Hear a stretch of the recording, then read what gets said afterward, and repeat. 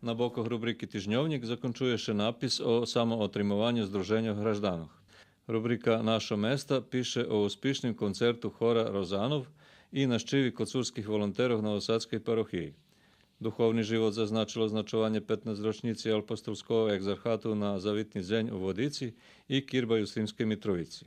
Na bokoh Kulturi i prosviti piše o promociji knjižki Rusnaci Đuri Latjaka, o uspjehoh kotri zaznačil dr. Darko Varga, Mihajlo Racpeti i Miroslav Malacko. Tu i teksti o programi u ramikoh Noci muzeju u Verbaše, Kocure i Ruskim Keresture. Mozaik čitačov upoznava zos Katarinu Kočić zos Đuđova, a rubrika Ljudze, rok i život zos Petrom Beserminjom z Verbasu.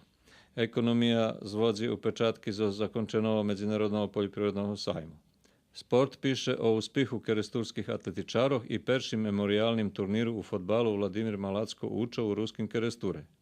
U tim čišlje, jak dodatok Dom i familija, dze i nove predluženje ženoblogiji.